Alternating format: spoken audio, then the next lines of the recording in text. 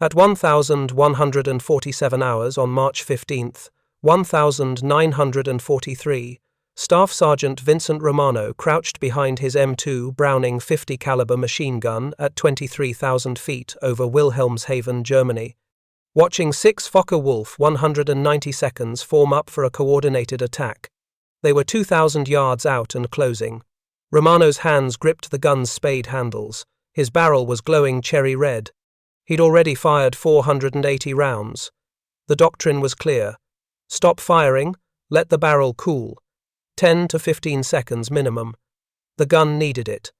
The steel was approaching 1,000 degrees Fahrenheit. Keep firing and the barrel would warp, or jam, or worse, cook off a round without trigger pressure and kill someone behind him in the fuselage. Romano released the trigger, watched the W 190 seconds dive toward his formation.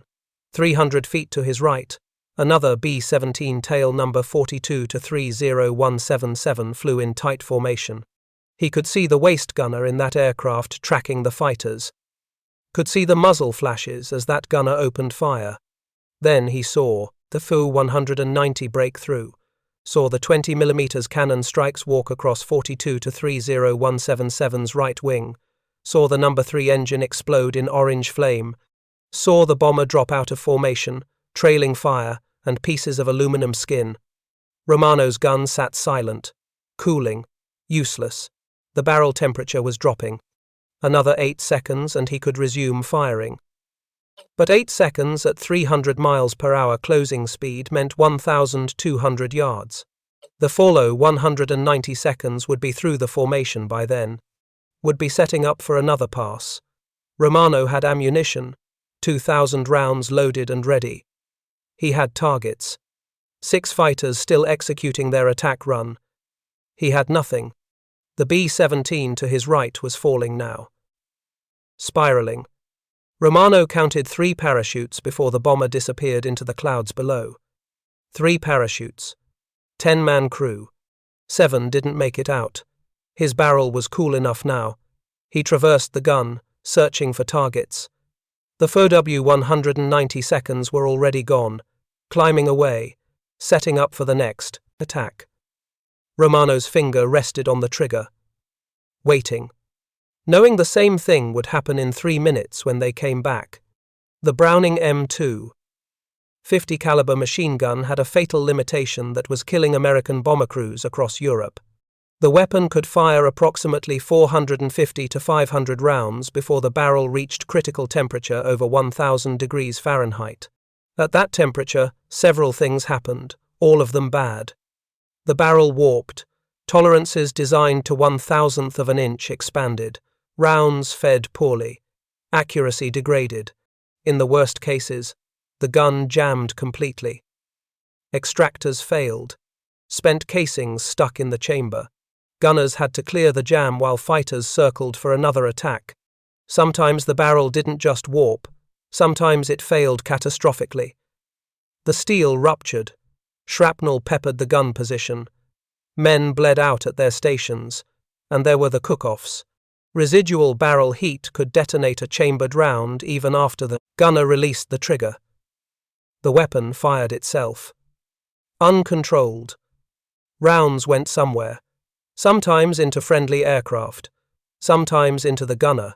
Standard Army Air Force's doctrine addressed the problem with a simple solution.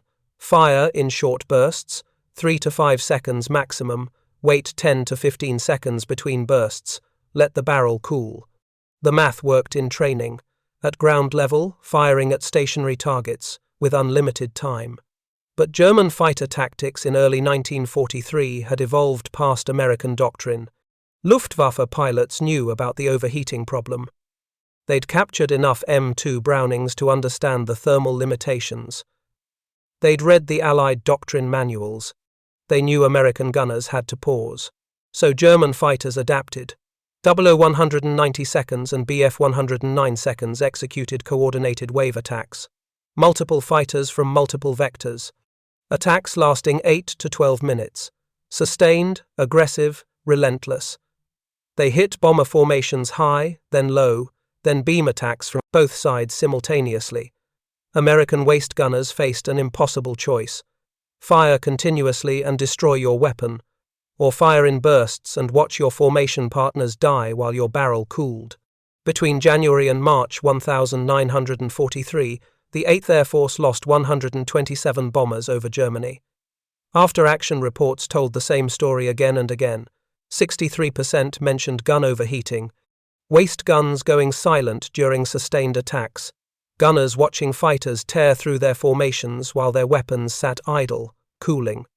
The waste gunner casualty rate hit 41%. 4 out of every 10 men who flew in waste positions were killed or wounded. Not because they couldn't shoot, because their guns couldn't keep shooting. Lieutenant Colonel Maurice Preston, commanding officer of the 91st Bombardment Group, summarized the problem in a March 12 memo to 8th Air Force headquarters. "We're sending men into combat with weapons that can only fire in half the fight." Staff: Sergeant Vincent Romano was 28 years old, born and raised in Pittsburgh's Hill District. Before the war, he worked as a refrigeration mechanic for Westinghouse Electric. Commercial cooling systems mostly. Walk-in freezers for restaurants, ice machines for hospitals, industrial heat exchangers for steel mills. He understood thermodynamics, understood heat transfer, understood that heat always moved from hot to cold, and the rate of transfer depended on surface area, thermal conductivity, and temperature differential. Basic physics, but physics that kept food cold and machines running. Romano enlisted in December 1941. Pearl Harbor was still smoking. He volunteered for aerial gunnery school. Graduated March 1942. The instructors said he had good hands, steady nerves, excellent spatial awareness. They assigned him to the 91st Bombardment Group. He arrived at Bassingbourn, England, in October 1942. Flew his first combat mission November 7th. Target: U-boat pens at Brest, France. Light opposition, no losses.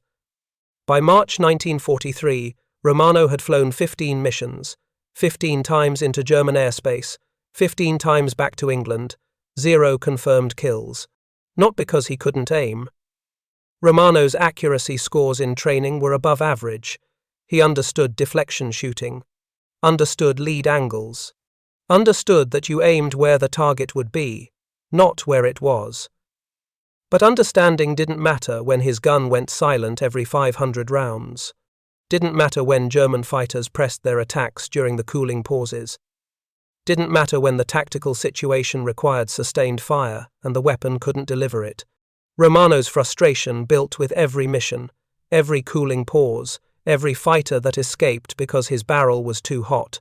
He'd worked with heat his entire adult life, built systems to move it, dissipate it, control it.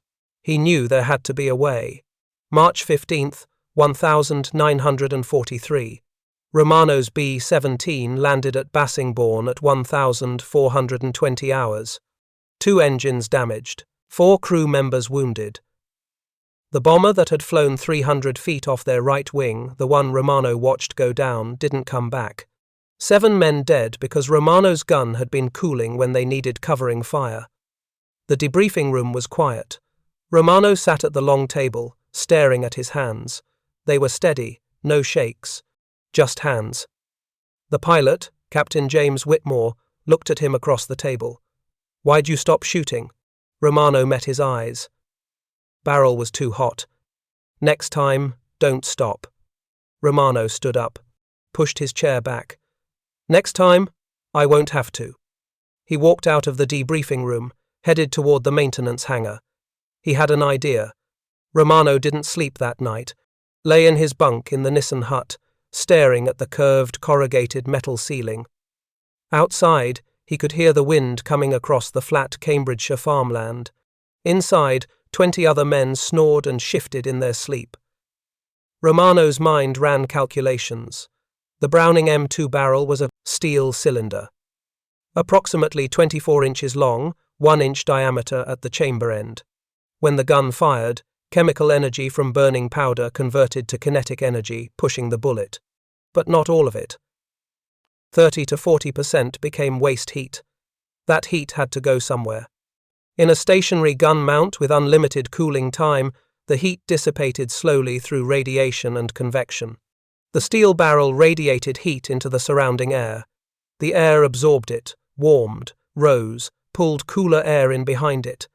Natural convection. Eventually the barrel cooled, but at 23,000 feet, the air was thin. -40 degrees Fahrenheit outside the aircraft.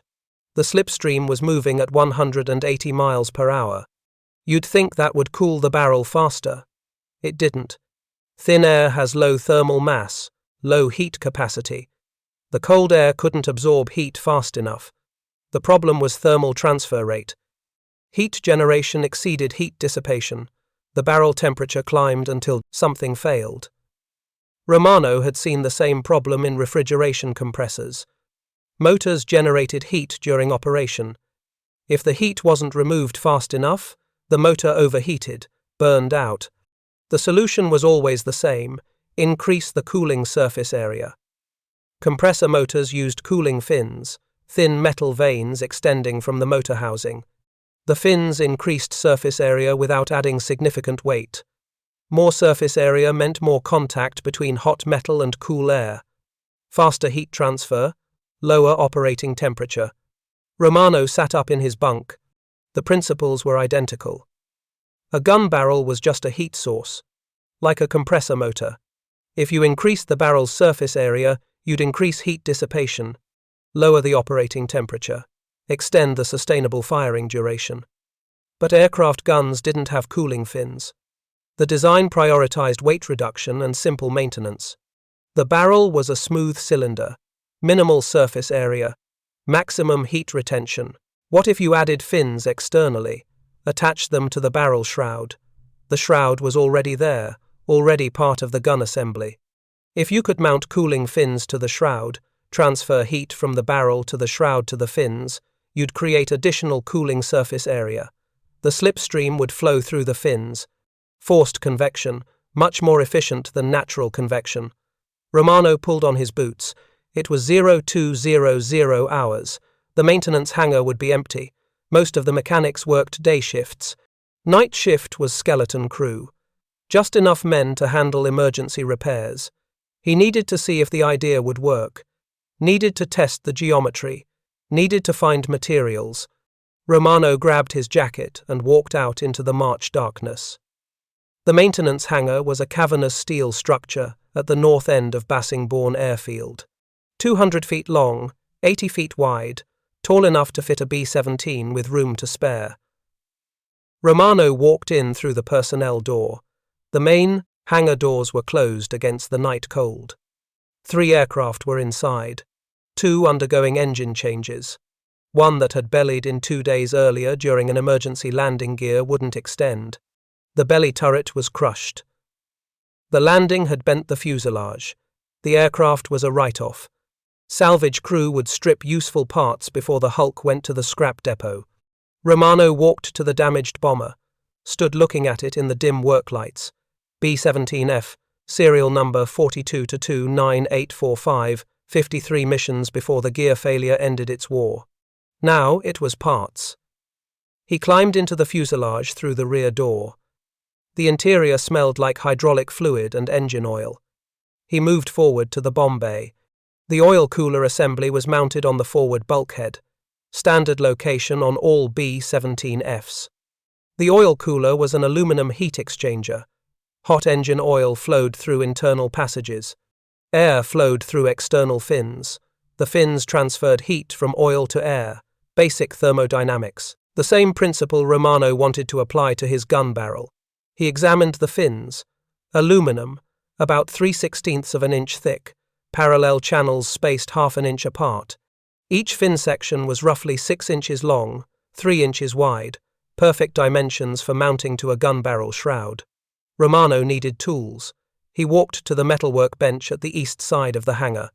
Found what he needed: hacksaw, file, drill, tin snips, measuring tape. He carried them back to the damaged bomber.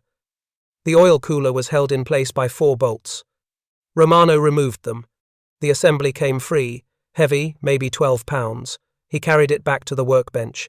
The cooler was a single unit. He needed individual fin sections. He measured carefully. The barrel shroud on an M2 was 24 inches long. If he spaced fins evenly, he could fit 12 sections. Each section would need to be 4 inches long to provide adequate coverage with gaps for mounting hardware. Romano marked the aluminum with a scribe. 12 sections, 4 inches each. He clamped the cooler assembly in the bench vise, started cutting with the hacksaw. Aluminum cut easily. The blade made a high-pitched whine. Romano worked steadily. Each section took about 3 minutes to cut. After the first cut, his right hand cramped. He switched hands, kept cutting. By 0315 hours, he had 12 fin sections. Rough edges, but serviceable. He filed each one smooth, filed until the edges wouldn't cut through gloves. His hands were covered in aluminum dust and metal filings. Next problem, attachment method. He couldn't weld the fins to the barrel shroud. Welding would compromise the shroud's structural integrity, might cause warping, might affect barrel removal during maintenance. Welding was out. Bolts wouldn't work either. Drilling holes in the shroud would weaken it, plus bolts added weight and complexity. He needed something simpler. Romano walked to the hardware bins, sorted through until he found what he needed. Steel banding wire. Aircraft grade, high tensile strength. Mechanics used it for emergency repairs, temporary fixes, securing loose components. The wire was strong enough to clamp the fins tightly against the barrel shroud. Tight contact meant good thermal transfer. The wire could be wrapped, twisted, secured. No welding, no drilling, removable if necessary. He carried a spool of wire back to the workbench, tested the concept, wrapped wire around a fin section, pulled it tight, the wire held firm, the fin didn't shift. It would work.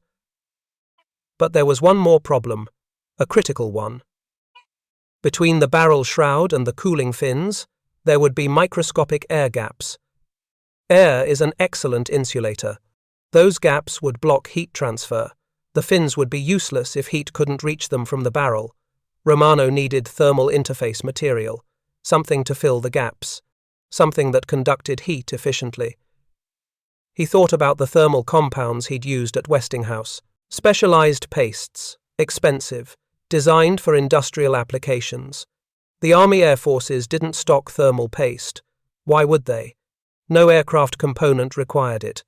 Romano would have to make his own. Romano walked to the motor pool section of the hangar, found the grease rack, standard aircraft lubricants, engine oil, hydraulic fluid, wheel bearing grease. Nothing that would work as thermal interface compound. He needed something with high thermal conductivity, something that would stay in place under vibration and temperature cycling. Something he could improvise. Graphite grease. The motor pool used it for control cable lubrication. Graphite had decent thermal conductivity, better than standard petroleum grease. Romano found a can on the supply shelf, opened it. The grease was black, thick, sticky, good base material. But he needed to improve the thermal conductivity. Pure graphite wasn't enough. He needed metal particles. Needed something that conducted heat better than graphite, alone. The machine shop was on the west side of the hangar. Romano walked over. The shop had a metal lathe, drill press, grinding wheel.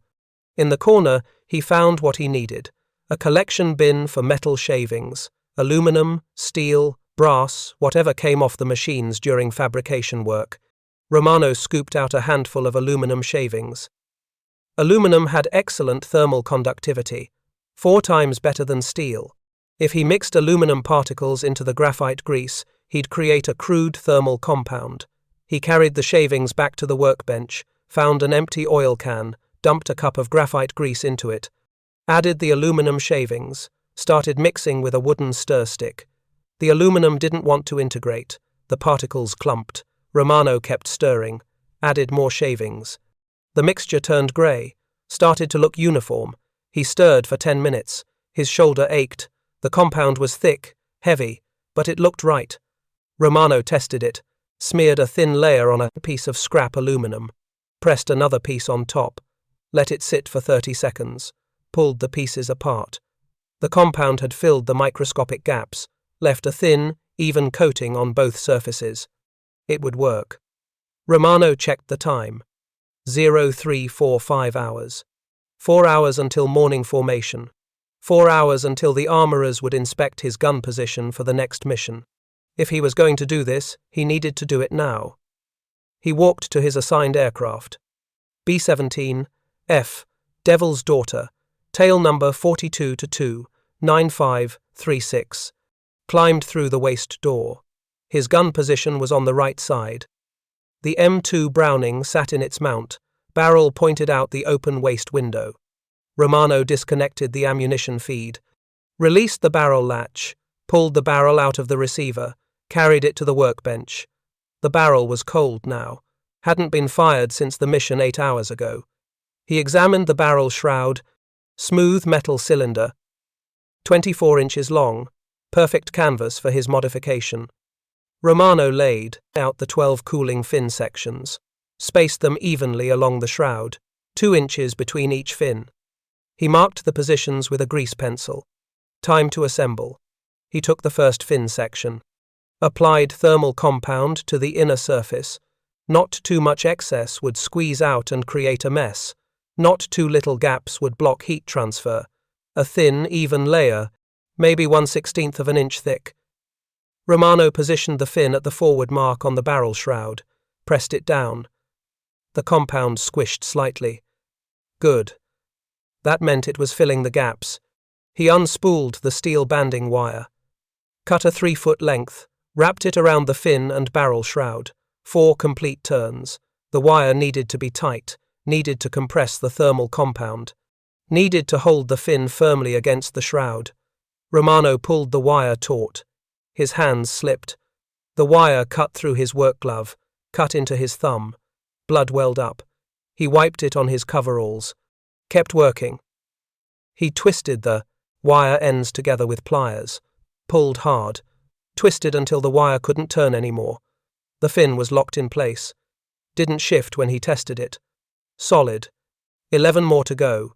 Romano repeated the process. Apply compound. Position fin. Wrap wire. Twist tight. His hands cramped after the 4th fin. The pliers were digging into his palms. Blood from his cut thumb made the wire slippery. He didn't stop. 5th fin. 6th fin. His shoulder burned from the twisting motion. The compound was getting low. He'd have to mix more. Walked back to the motor pool. Mixed another batch. Returned to the barrel. 7th fin. 8th fin. The pattern was automatic now. Muscle memory. His brain could focus on the design. Each fin was offset by 30 degrees from the previous one. Not aligned vertically. The offset pattern would maximize exposure to the slipstream. Would create turbulent airflow through the fin channels. Turbulence improved heat transfer. 9th fin. 10th fin. Romano's hands were shaking. Now. Adrenaline wearing off. Fatigue setting in. He checked the time. 0445 hours. Formation was at 0800. He needed to finish. 11th fin. The wire slipped while he was twisting. Had to unwrap it. Start again. His hands were too tired. Couldn't grip the pliers properly. He stopped. Flexed his fingers. Took 3 deep breaths. Started again. This time the wire held. 12th fin. Last one. Romano applied the compound carefully. Positioned the fin at the aft section of the barrel shroud. Wrapped the wire. 4 turns. Pulled tight. Twisted. His hands screamed. The wire twisted. Held. Done. Romano stepped back, looked at the modified barrel. It looked strange. Alien. The cooling fins stuck out from the shroud like spines. Aluminum and steel and dried blood. Not beautiful, not elegant, but functional. He weighed it in his hands. Heavier than standard. Maybe 3 pounds heavier. The additional weight would affect his aim slightly. Would change the balance of the gun. But he'd adjust. Better to adjust to extra weight than to watch another bomber go down while his barrel cooled. Romano carried the barrel back to Devil's Daughter. Installed it in the receiver. Connected the ammunition feed. Locked everything in place. Closed the barrel latch. The modification was complete. 4 hours of work, 12 cooling fins, 1 spool of wire, half a can of improvised thermal compound, blood from a cut thumb. Total cost in official parts, $0. Everything was salvage. Everything was scrap. Everything was unauthorized. Romano climbed out of the aircraft, walked back to the maintenance hangar, cleaned his tools, put everything back where it belonged, wiped the blood off the workbench, collected the aluminum scraps, threw them in the waste bin. By 0515 hours, there was no evidence he'd been there. No sign of modification work, no record of unauthorized activity. Just a waste gun with strange-looking fins that nobody would notice until daylight. And by then, Romano would be gone, at morning formation, preparing for the next mission. The real test would come over Germany, when fighters attacked, when his barrel heated up, when doctrine said stop firing and let it cool. Romano wouldn't stop. Not this time. The fins would either work or they wouldn't. He'd either prove the concept or get himself court-martialed for destroying government property. Either way, he wouldn't watch another bomber go down while his gun sat silent. He walked back to his bunk, lay down, closed his eyes, didn't sleep, just waited for dawn. March 17th, 1943, 0800 hours. Romano stood at morning formation with the rest of his crew. Captain Whitmore read the mission brief. Target: submarine pens at Bremen, Germany. Distance: 310 miles. Expected opposition: heavy. Takeoff: 0730 hours the following morning. Formation dismissed at 0820. The crew walked to their aircraft for pre-flight inspection. Standard procedure: pilots checked control surfaces, engineer checked engines, bombardier checked bomb bay, gunners checked weapons. Technical Sergeant Frank Kowalski was already at Devil's Daughter when Romano arrived. Kowalski was the armament chief for the 91st Bombardment Group, 34 years old, Detroit. Worked at Ford before the war. Assembly line supervisor. He knew machines, knew specifications, knew when something didn't match the manual. Kowalski was standing at the right waist position, staring at Romano's gun. His hand was on the barrel, touching the fins. Romano climbed into the aircraft, said nothing, waited. Kowalski turned to look at him. His face was neutral, not angry, not approving, just evaluating. What the hell is on your 50? Romano met his eyes. Cooling modification. I can see that. Kowalski ran his hand along the fins, tested the wire wrapping, checked the security. Who authorized this? I did. Kowalski was quiet for 5 seconds. Then, you know this violates about 6 regulations. Yes, Sergeant. Unauthorized modification of ordnance. Use of non-standard parts. Alteration of weapon specifications without engineering approval. Kowalski counted them on his fingers. That's 3 charges right there. Want me to keep going? Romano didn't answer. Kowalski walked around the gun, examined it from different angles. He pulled on one of the fins, tested whether it would come loose. It didn't. He checked the barrel installation, verified the barrel latch was properly secured, checked the ammunition feed. Everything was correct. Everything was functional. Except for the fins. You going to remove it? Romano asked. Kowalski looked at him. Should I? If you follow regulations, yes. I didn't ask what the regulations say. I asked if I should remove it. Romano thought about his answer. About the B-17 that went down 2 days ago. About the 7 men who didn't make it out. About watching it happen while his gun cooled. My gun went silent over Wilhelmshaven, barrel overheated. Had to stop firing. Watched a B-17 go, on 300 feet from my position. Couldn't help. Gun was too hot. Kowalski said nothing. This modification should lower barrel temperature by about 200 degrees. Should let me fire continuously. Should mean I can keep shooting when fighters attack instead of watching them kill my friends while my weapon cools. Should, Kowalski said.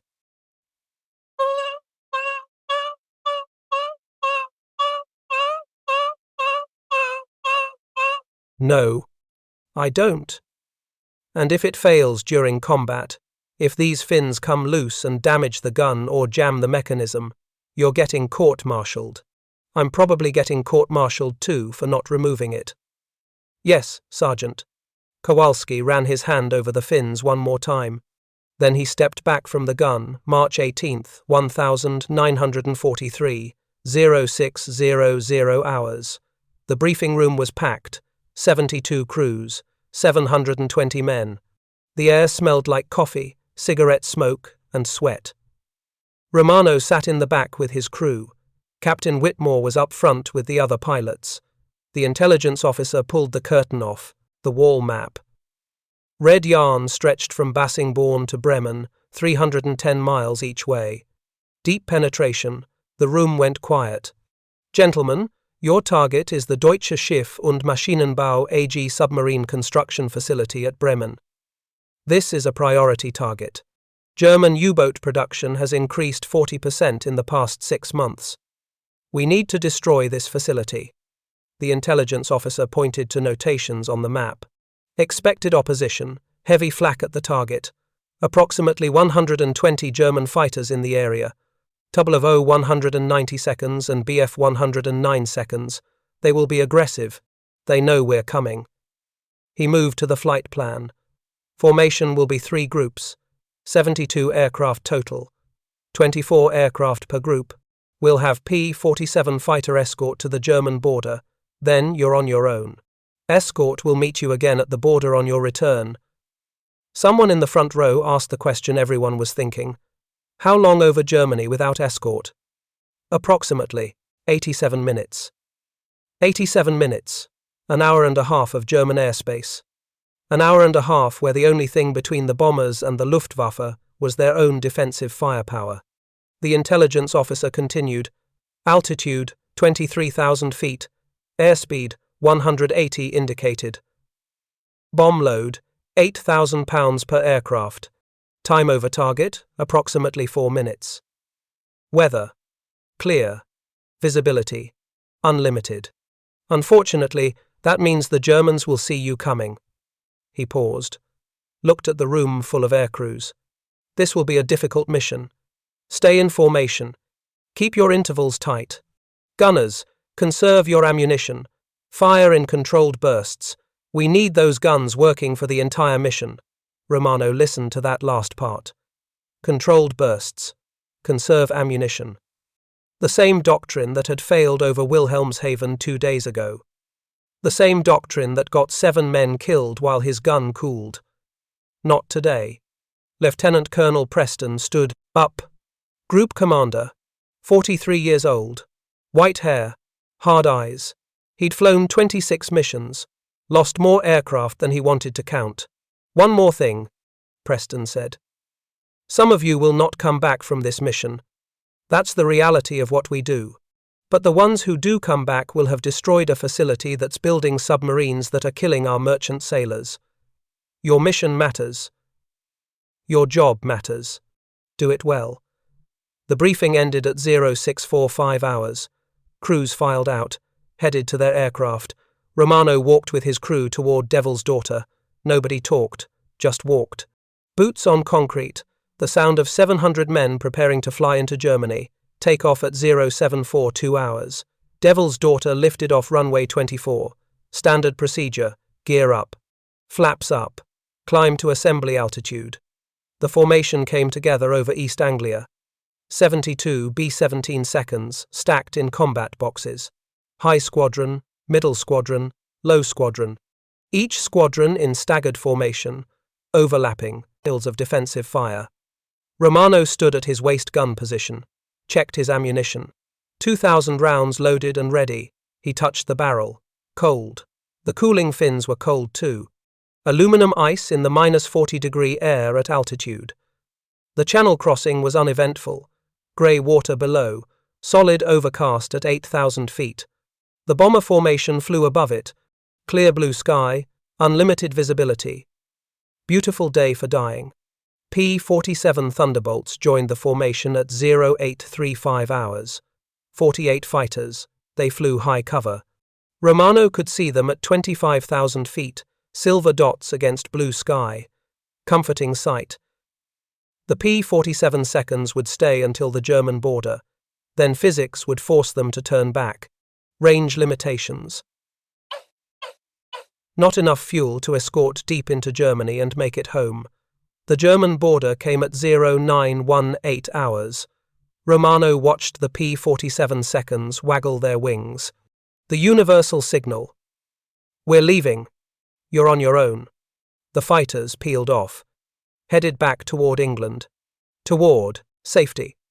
The bombers continued east, into Germany, into the most heavily defended airspace in Europe. Romano test-fired his gun. Standard procedure. 10-round burst. Verify function before combat. The M2 hammered. Tracers arced into empty sky. The gun cycled smoothly. Ejected casings tumbled past the waist window. Everything normal, except the fins. Romano touched the barrel shroud. Warm, not hot, just warm. 10 rounds shouldn't have generated noticeable heat, but he could feel it through his glove. The barrel had absorbed the heat from firing. The fins had absorbed it from the barrel. The slipstream had carried it away. The system was responding. Whether it would work under sustained fire remained to be seen. Left waist gunner Morrison called across the fuselage. "Your gun sounds different." "Probably the extra weight," Romano said. "Fins still attached?" "So far." "Hope it works." "Me too." The formation flew deeper into Germany. Romano checked his watch. 0947 hours. 12 minutes to target. 12 minutes before the fighters arrived. He didn't have to wait that long. Tail gunner Rodriguez's voice crackled over the intercom at 0949 hours. "Bandits, 6 o'clock high, 3,000 yards. Captain Whitmore responded immediately. "How many?" 8. "No, 12. Jesus, maybe 20. Romano swiveled his gun toward the rear. Couldn't see them yet. They were too far behind, too high.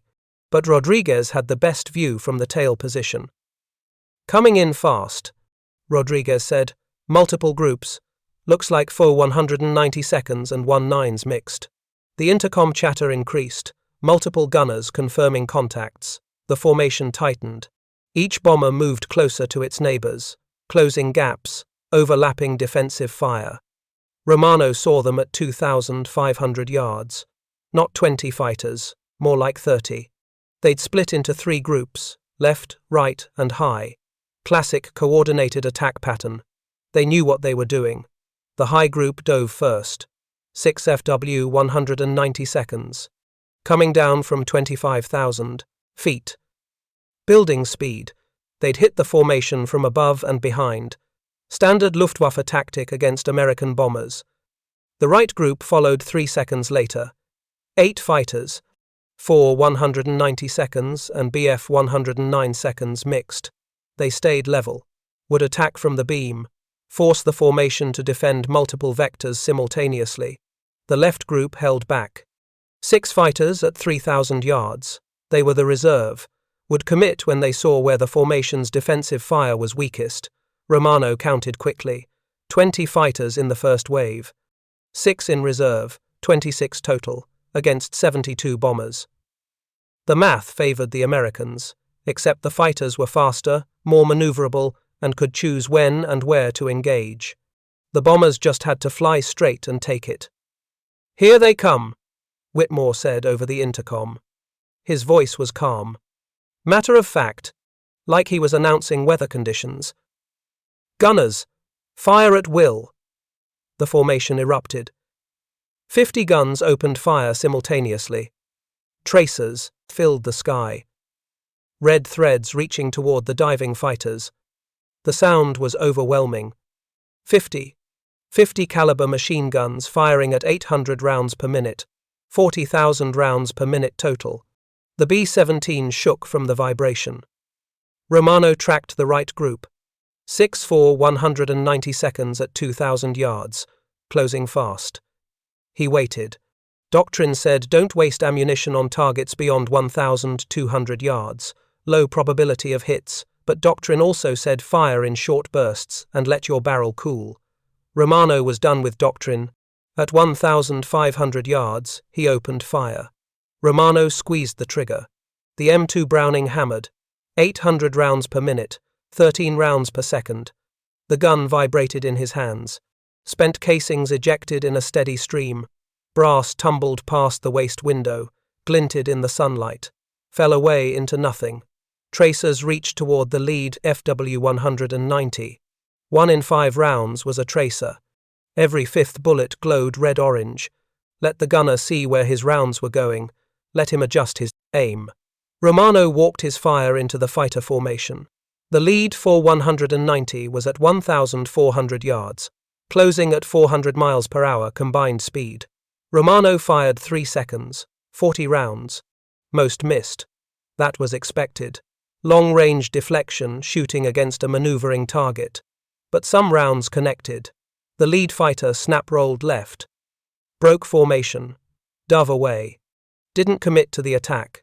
The pilot had seen tracers, had felt rounds hit his aircraft, had decided survival was more important than completing the run. Romano shifted fire to the second fighter. Another 3-second burst. 35 rounds. The FW-190 pulled up. Hard climb. Also breaking off. The entire right group scattered. 6 fighters, all breaking formation. All declining to press the attack. Romano had fired less than 80 rounds. None of the fighters were damaged. None were trailing smoke. But they were gone. Retreating to 2,000 yards to regroup. Romano released the trigger. Checked his barrel. Touched the shroud. Warm. Not hot. Not critical. The fins were radiating heat. He could feel it. The metal was warm to the touch even through his heavy glove. Normally, after 80 rounds at that rate of fire, the barrel would be approaching critical temperature, would be glowing faint red, would need 30 seconds to cool. Romano's barrel was barely warm. The modification was working. Left waist, Morrison engaged the left group. His gun fired in bursts, 3 seconds on, 10 seconds off. Standard doctrine. His barrel needed cooling time. Romano could see Morrison's tracers reaching toward the attacking fighters. Could see him hitting. 1 BF-109 trailing smoke. Good shooting. But Morrison's gun went silent. Cooling pause. The German fighters saw it. Pressed harder. 3 BF-109 seconds dove toward the left side of the formation. Romano swiveled his gun left, crossed into Morrison's fire sector. Normally gunners maintained separate zones. Right waist covered right. Left waist covered left. Crossing sectors created coordination problems. Risk of friendly fire if both gunners engaged the same target from different angles. But Morrison's gun was silent. His sector was undefended. Romano engaged. The diving BF-109 seconds were at 1,000 yards. Coming fast. Romano opened fire. Not a burst. Sustained fire. He held the trigger for 6 seconds. 80 rounds. Tracers filled the air between the bomber and the fighters. The lead BF-109 took hits. Romano saw pieces fly off the left wing, saw the fighter roll, lose control, spin, fall away trailing debris. The pilot didn't bail out, just rode the spinning aircraft down toward the German countryside 23,000 feet below. First kill. Romano didn't celebrate, shifted fire to the second fighter. 4-second burst, 50 rounds. The BF-109 exploded. Flash of orange flame. The fighter disintegrated. Fuel tank must have ruptured.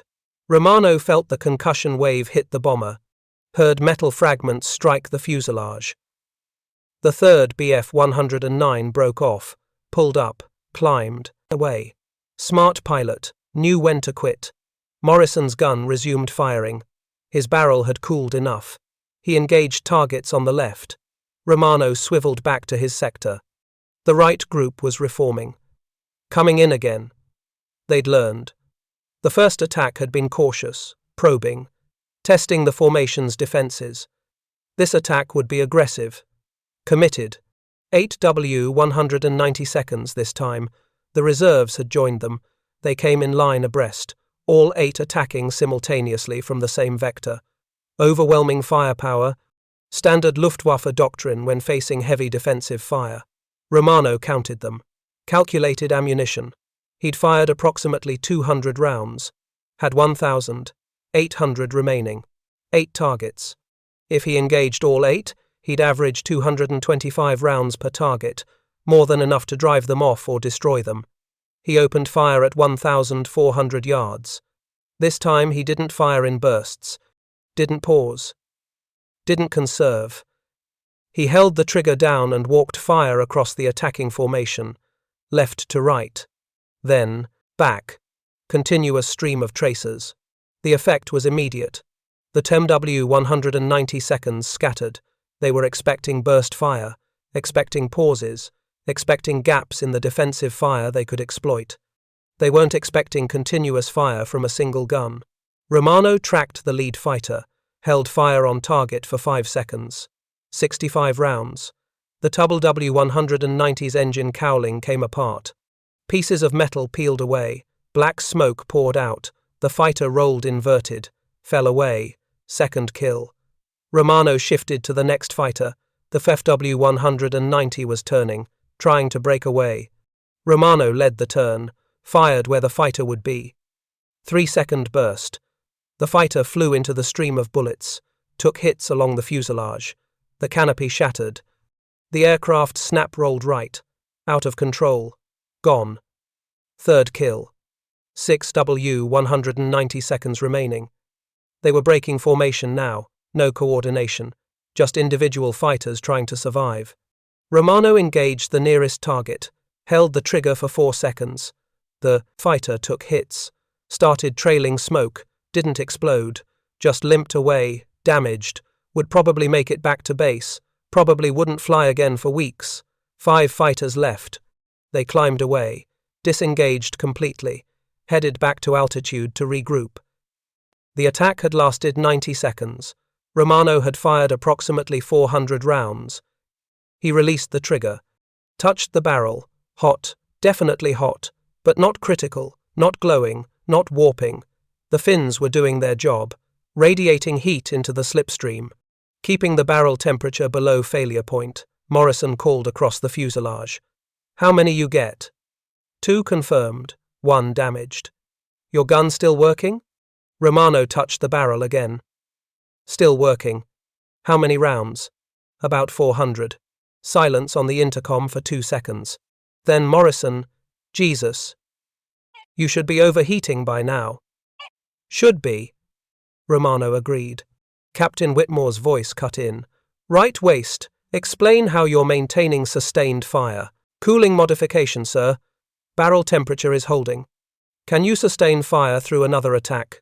Romano checked his ammunition counter. 1,600 rounds remaining. Checked the barrel temperature. Hot, but stable. The fins were glowing slightly, radiating visible heat, but the system was working. Temperature had plateaued, not climbing toward critical. "Yes, sir. I can sustain." "Good," Whitmore said. "Because here they come again." Romano looked out the waist window. The German fighters were reforming. This time there were more of them. He counted quickly. 18 fighters. They'd called in reinforcements, brought in additional squadrons. The Americans had bloodied them in the first attack. Now they were angry. They came in from 3 directions simultaneously. 6 from high, 6 from right beam, 6 from left beam. Coordinated assault. Textbook Luftwaffe tactics. The bomber formation erupted in defensive fire again. 50 guns, tracers everywhere. The sky was full of red, and threads and black smoke and pieces of aircraft falling. Romano picked his sector. Right beam. 6 FW 190 seconds at 1,600 yards. He opened fire. This time he didn't pause at all. Just held the trigger down and tracked targets. The M2 hammered continuously. Brass casings poured out. The barrel heated. The fins glowed brighter. But the system held. First fighter, 4-second burst. Damaged. Broke off. Second fighter, 3-second burst. Engine fire. Falling. 4th kill.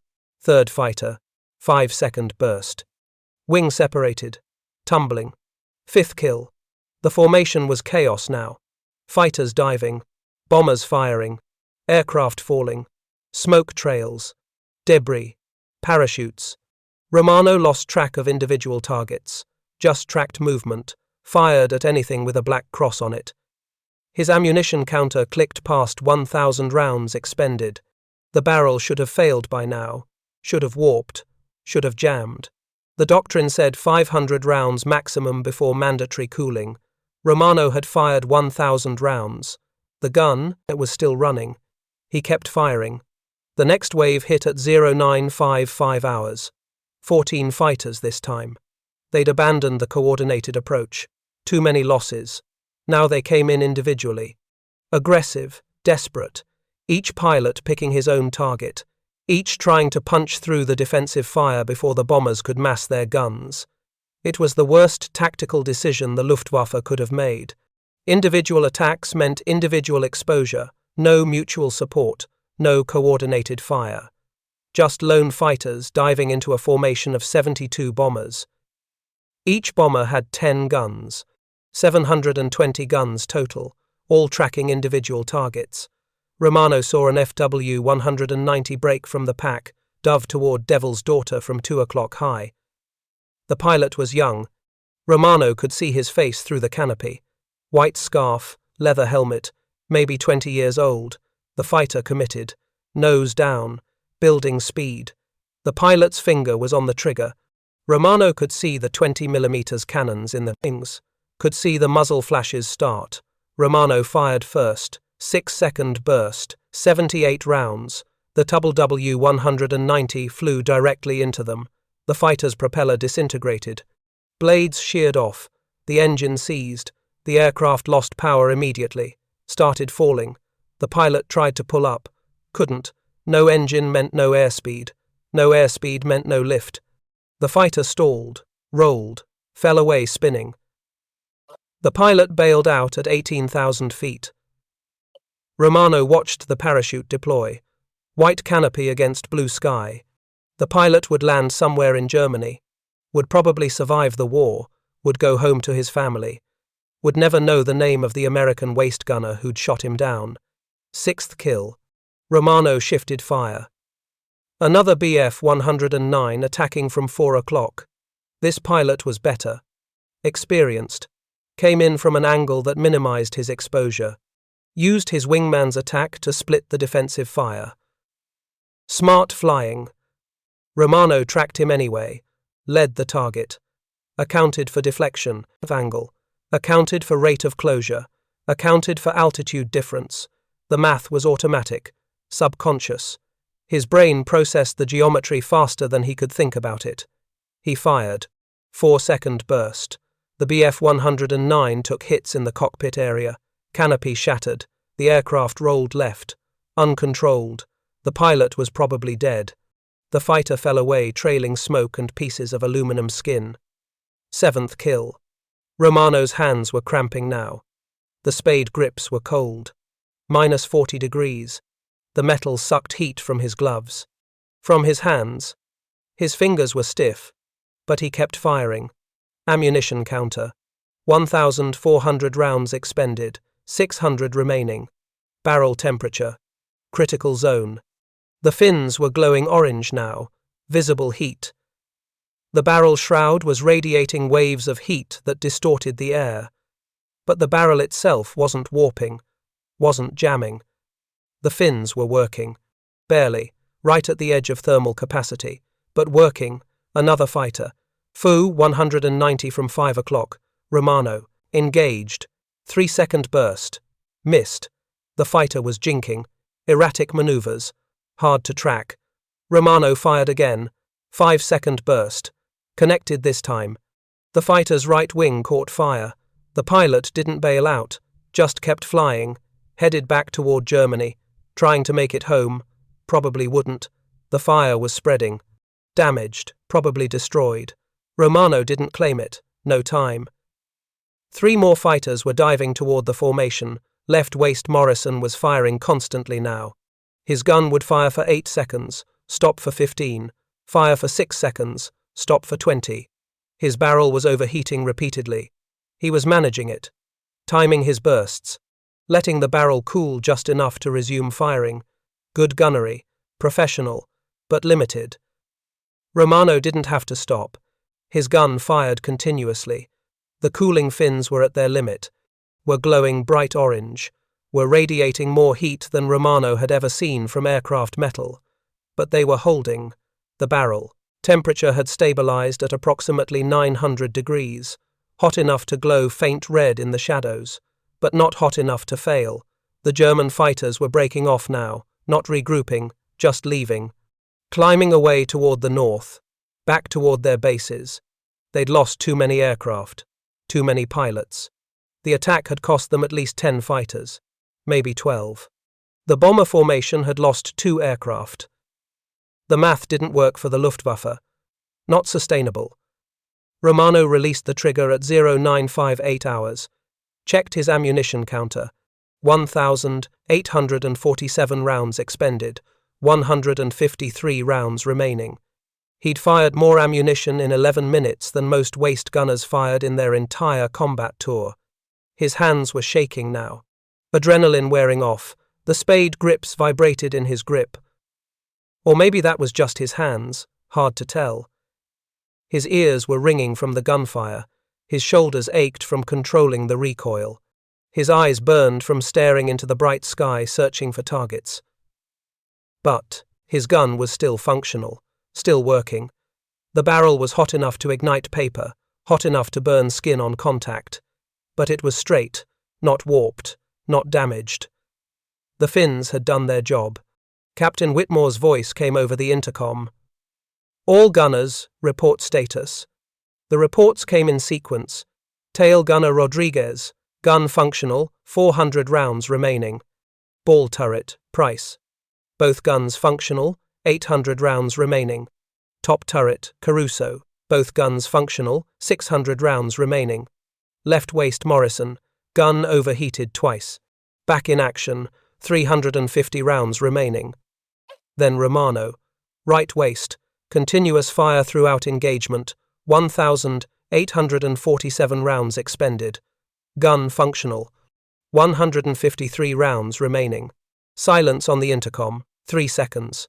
Then Whitmore, say again, right waist, confirm round count, 1,847 rounds, sir. Continuous fire, no stoppages. Gun temperature is high but stable, modification is working.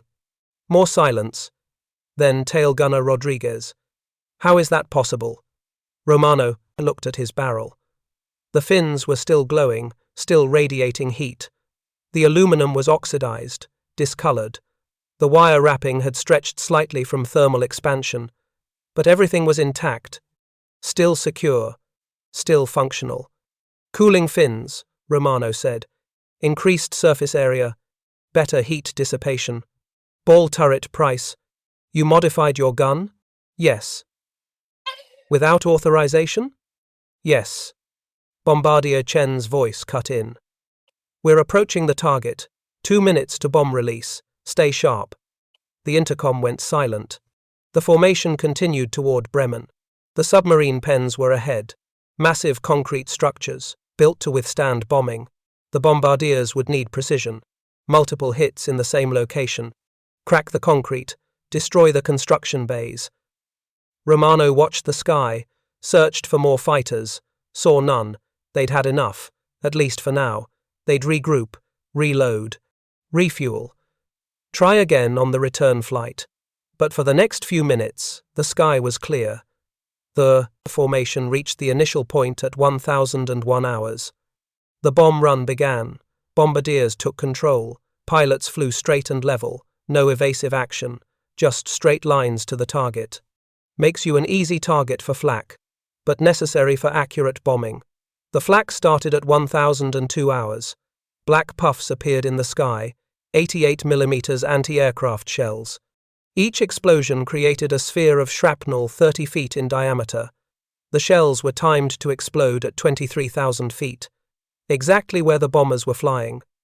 Romano felt the aircraft shudder, felt the concussion waves, heard shrapnel strike the fuselage, heard it punch through aluminum, heard it rattle around inside the aircraft, Heard someone scream on the intercom. Then silence. "Who's hit?" Whitmore's voice. Calm. Professional. Radio operator Jensen. "I'm okay. Shrapnel through the radio compartment. Missed me by 3 feet. Anyone else?" Silence. No other injuries. The bomb bay doors opened. Romano felt the aircraft rise slightly. Lighter, now.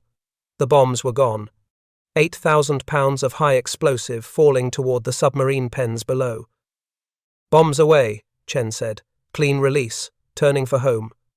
The formation banked left, headed back toward England, toward safety. Still 87 minutes of German airspace ahead, still vulnerable, still exposed. But the mission was complete. The bombs were gone. Now they just had to survive the flight home. Romano checked his ammunition. 153 rounds. Checked his barrel. Cooling slowly. Still hot. Checked the fins. Oxidized but intact. The gun had worked. The modification had worked. He'd sustained fire for 11 minutes. Had fired 1,847 rounds without stoppage. Had proven the concept. Now he just needed to land. Needed to show Kowalski the results. Needed to convince command that every waste gun in the 8th Air Force needed cooling fins. But first, survive the return flight.